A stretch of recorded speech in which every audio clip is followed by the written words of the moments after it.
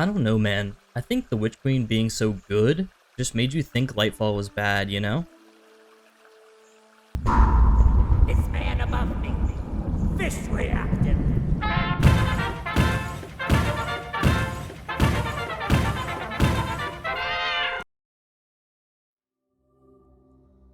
For those that don't know, Lightfall, the Destiny franchise's second to last expansion of their 10-year story arc, released to mixed reviews just a few months ago.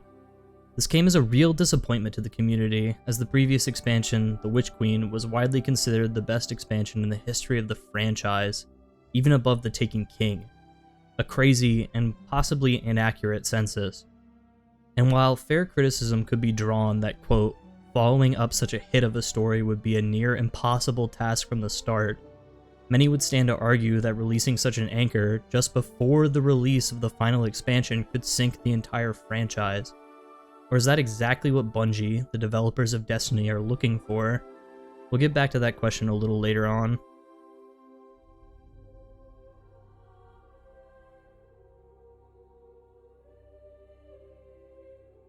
Though I'm pretty sure everyone who's clicked on this video knows who Bungie is, let me give you a few points of reference essential to our analysis of the future of Destiny 2. Halo 2 released nearly 2 decades ago. Majority of the people alive and above the age of 10 when Halo 2 came out have children and some kind of career, not to mention countless obligations. Unless of course they're a balding multimillionaire. For the Fortnite addict mega zoomers that don't understand why I bring this depression fuel to the proverbial fire, Bungie was the original creators of the Halo franchise.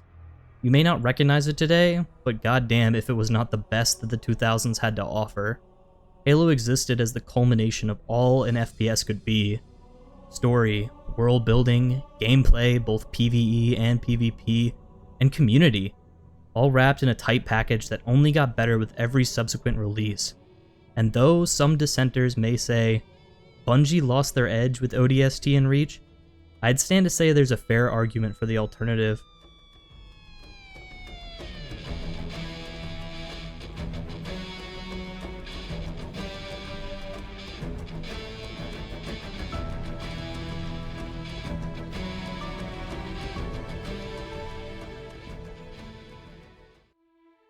Anyone who's played Destiny probably already knows the rocky and mired path the franchises tread, a far cry from the days of Halo. But for those that don't really know, here's a little bit of spoiler-free history. Destiny went through a fair quantity of struggle during development. The team really didn't know what kind of game they wanted to make. They just knew they wanted to make a sci-fi, high fantasy game. And for those that don't speak Turbo Nerd, a game set in technologically distant future but with magic and shit. The game's story was heavily revised before release, leaving little time for integral aspects of development. And while the game sold well, it was lambasted by players for being empty. Back then, a lot of players would blame Activision, the game's publisher, who was widely known for scummy business practices. Those players stuck with the game, hoping that Bungie could pull through. I was right there with them. The game, looked awesome. Then, maybe the story was a little vague, but it had potential, even if majority of the potential was trapped behind Grimoire cards that weren't even found in-game. While the game certainly didn't ace the first year of development, the first 2 expansions not offering a whole lot in the way of content, the announcement of The Taken King brought player morale up to new highs. Not only a new explorable zone that we haven't seen before, but new subclasses, a gripping story that expanded the universe, and a brand new raid. And sure, the expansion cost a bit more than the prior 2, but not many worth their salt were really complaining about the price after release. After this, Bungie kept up with the bangers: strike-specific loot, emotes, more customization options, seasonal events, a new expansion exploring lost Golden Age tech and the badass Iron Banner storyline, a new raid, more strikes, more content. And did I mention strike-specific loot? Hey yo, by the way, bring that shit back. That shit was cool. Nobody liked the fact that it, left. Just put it back in the game. It's not that hard. Y'all did it once, just do it again. Not complicated. Just put it back in the fucking game. Sincerely yours, the entire community who has been yelling at you for the last 2 years. Thank you. Of course, during this period we also got the introduction of microtransactions for cosmetics, and while we were tentative, we were willing to let it slide so long as the devs didn't try to sell us any pay-to-win options. October 13th, we'll see the return of Test to the Tower. Silver is a new currency coming to Destiny that is bought with real money. This is the introduction of microtransactions into Destiny, but I've never had a problem with cosmetic microtransactions. A lot of people will now mention the slippery slope argument. Yes, Dado, we start with shaders, emblems, emotes, but who is to say that they won't introduce materials, armor, or weapons in the future? If we see legendary guns for sale, if we see legendary marks for sale, I'm gonna be mad. And then, the big one. Destiny 2's announced. While there's a lot of hype, people are still weary about losing all their hard-earned loot for a brand new game. It was commonly known in the community that the engine for Destiny 1 was notoriously hard to work off of, so some believed that this would alleviate some of those issues. Things would stay relatively quiet until the teasers start dropping. PC release gets confirmed, and the story teasers show why we lost all our cool shit in a believable way. It looks like Destiny 2 is gonna go hard. Fun fact, it did not go hard. The release was the worst way to set the tone for a brand new Destiny game. The raid had next to nothing to do with the present story and seemed really disjointed and pointless at the time. Not to mention the gameplay was sluggish despite the content being super easy and accessible. Many of the exotics just didn't feel good to use. And then, the community found out about the XP system, which at the time was the only free way of acquiring cosmetics from the Eververse store, that microtransaction system we mentioned earlier. It had been intentionally throttling XP gains to encourage the purchasing of microtransactions. Has spoken up about the XP gain and throttling issues that have been circulating on Reddit and other large websites recently. I briefly mentioned it in my Eververse video, but here's some information to bring you up to speed. Players were noticing that their experience gains weren't consistent when grinding activities. At first, things were fine, but the longer they played, the fewer experience points they ended up gaining.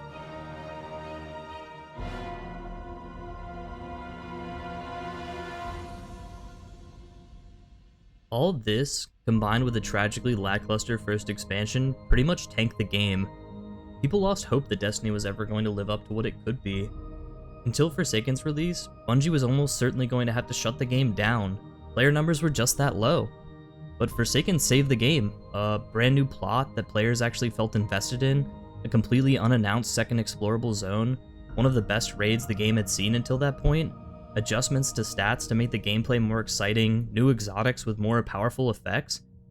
Sure, Forsaken had its problems, but it brought the game back from the brink of death. I can't speak much about crowd appeal until a while after this point, as I had already moved on to other games and didn't pay much attention to Destiny's releases, but I missed out. From what I did hear after Forsaken's release, Beyond Light had brought a new subclass to the mix, and a few answers to some long-awaited lore questions, but it just seemed alright. But the Witch Queen, now that shit was what everyone was talking about. An enemy who had been looming in the shadows finally reveals herself and uses our own power against us. We see a new weapon type in the Glaive, adding to our arsenal of deadly weapons. The raid was apparently great and brought some much needed changes to the typical raid experience. A small note before we move on. Bungie actually parted with their publisher Activision back in 2019, right around where Beyond Light was released. Many fans were hopeful that this would bring some of that unfiltered Bungie charm back from the Halo days, and stick it right into Destiny's development area. We'll see in a little bit how much or how little that affected things. Also, while I may be fairly well read on the history of Destiny between my own experiences in-game and online, I'm sure there are a few key events that I missed. I tried to stick mainly to key points related to what I wanted to discuss today, but if you want to look at the full outlook on Destiny's history, check out the entire evolution of Destiny on Shadow Destiny's channel. Besides the torrents of nostalgia the video has, he really did his homework and points out things that I think many people would miss looking back. Link is in the description. Now that we're all caught up, back to Lightfall. I recently took some fucks out of my to-give pile to play this expansion. Why? Because the Destiny fanbase in general is the most wishy-washy, temperamental set of human beings on the planet. But this isn't to rag on the fanbase. I was also one of those people across the years. I was the first person to say, being able to solo Crota's End is cool, but it's terrible for the state of the game. And when they patched that shit out, guess who was first in line to say, well, why the fuck would you go and do that? But even still, not having played the Witch Queen at the time, I thought to myself, well, if they think it's shit, and they inflate things all the time, at least it'll be somewhat decent, and I'll be all set going into the final shape.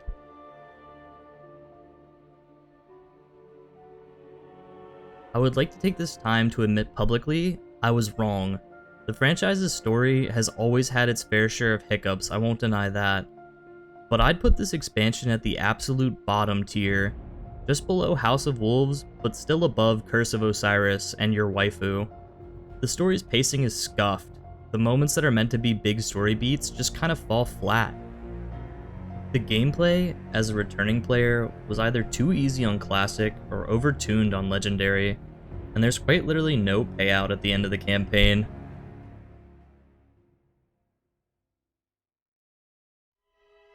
Except, there is a payout. For Bungie, that is. Because once you finish shilling out 50 of your hard-earned doubloons just to play the Dogwater campaign and unlock your new subclass, you've got to start reaching back into your mobile leather butt pouch for more of them shekels, because now you got to get some of that seasonal content, baby. And oh wait, you don't have the Stasis subclass from 3 years ago? Well, let's go ahead and get someone else in this raid, because poor Richard over here is clearly a noob. Oh, you got the subclass? Sweet. Now, do you have Gallarhorn? No? Dude, they're giving them away! All you need to do is celebrate Bungie's birthday by giving them a $25 Fortnite gift card. Hey, we're doing a dungeon after this. Did you want to run it now that you're all caught up? Oh wait, you don't have the dungeon key? Well, how'd you think you were going to get into the dungeon without the key, silly Billy? Never mind. Hey Keith, kick this loser.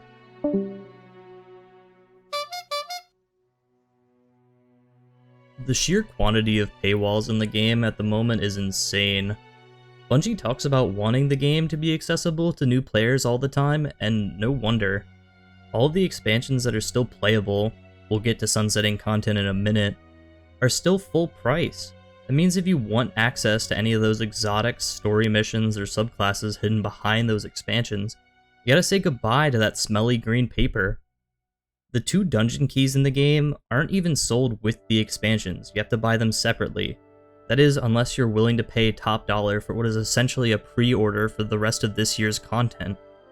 And sure, if you're Datto and you've been doing Destiny for 10 years, the deal makes sense, but for the layman with the smooth brain and an empty wallet, it's quite the ask. And frankly, I have no idea how Bungie expects to bring in any new players when they're asking for $220 minimum just to be caught up on playable content. This is all without mentioning the less than ethical business practices we've seen Bungie use with regards to the microtransaction marketplace Eververse. Now, I'm no commie, I don't mind a developer adding a cash shop to fund a game we all love. What I'm not a fan of is using alternative currency as a means of obfuscating how much money people are actually spending on each individual item. It wasn't as big of a deal back when the store only had emotes and other cosmetics, but once you start putting the season pass and other important content into the store, all bets are off. Recently, season passes have been raised to a price that's slightly more than what you're able to buy in the $10 silver bundle, forcing players to purchase the $15 bundle instead. A roundabout way of increasing the price by $5.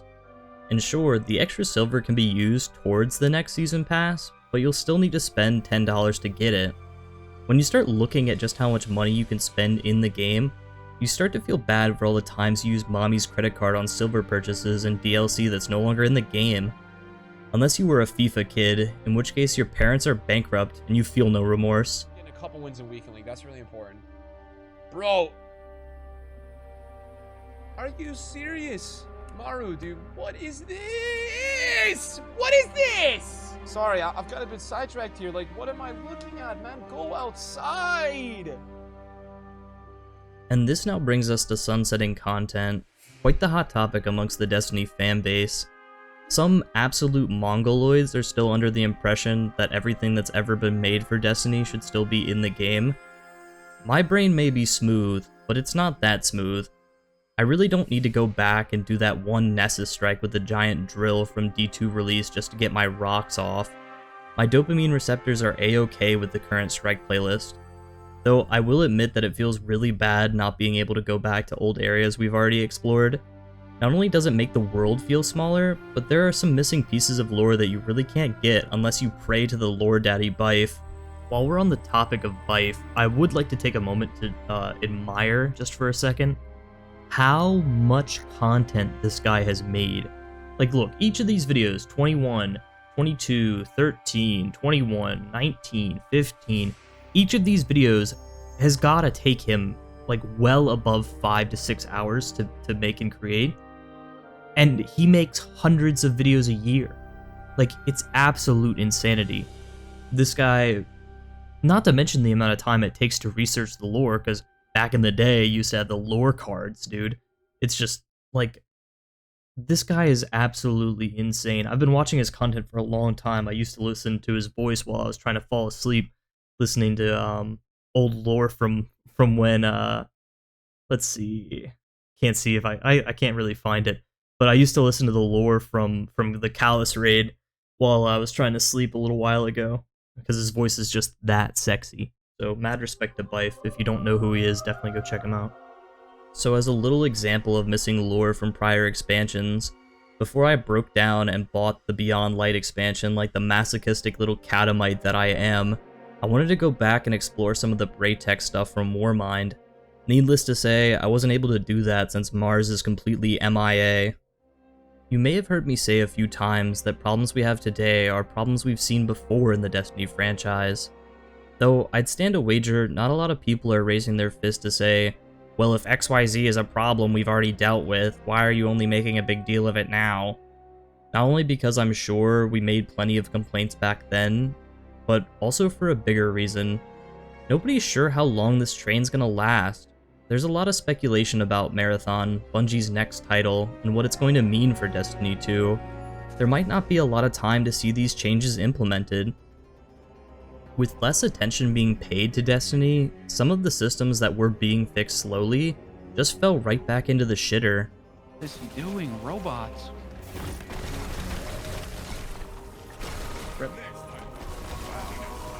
Oh, it's so annoying.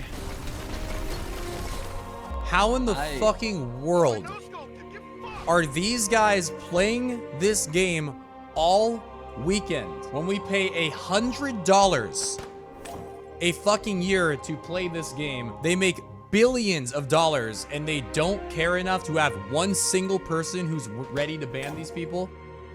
Bungie claims they're going to stick with Destiny 2 after the final shape, but there's a lot of evidence pointing to the contrary. The game has a huge barrier to entry, not just in gameplay, but monetarily too. I mean, Lightfall is being reviewed so poorly that people are attempting to beat it fast enough to still get a refund on Steam. Buy Lightfall, complete its entire campaign, and then still get a refund? Who wants to join in on a game that's being dunked on so hard? It may even be in Bungie's best interest to tank Destiny 2 for a little while after Marathon releases. There's no word yet on whether the game will come with a price tag, but if Eververse is any representation of how Bungie wants their game set up, there sure as shit will be brand new microtransactions. I'm sure people will be much more inclined to make purchases in a new release rather than a game that's on the brink of death. The final shape may just be the last expansion we see for Destiny 2. People are starting to look back and see the wake of corpses and burned dollar bills, and it's making them upset. Not just angry, but sad. Every content creator I've seen talk about whether this is the end for Destiny always has this forlorn expression, like they were just told the family vacation was canceled because mom and dad are getting a divorce. Talk about small announcement. I am gonna be taking a sabbatical. Except they are their own mother, and Bungie is dad. And Daddy has started sleeping with the youngest intern in his design firm. And sure, you get 2 Christmases for a while, but it's not quite the same. Many of us just want what we have, even if Dad's new girlfriend has a nice rack. We've been waiting to see Destiny 2 really hit its stride and get things right. It was starting to look that way after the Witch Queen, but now we aren't so sure. For those of you fuckers that stayed on the train this long, thanks for riding. Make sure you tip the bartender by giving a like, and if you're feeling frisky, a sub. While I did produce the video myself, I still want to give a thank you to Dado, Aztec Ross, Grenader Jake, Ale7, The Rad Brad, J-Shock Blast, and I'm sure there are a few more. All of these channels help me make this video in some way, so if you like this, make sure that you drop by and give them a little bit of love. Either way, this has been Class 404. Check us out right here on YouTube, or once I finish the floors of my office, play me on Kick. I'll be streaming Monday through Friday, and I'll see you guys again soon. I've seen better days. I spent a year in the darkest place. I got some stories I'd love to say. I couldn't think of a better way.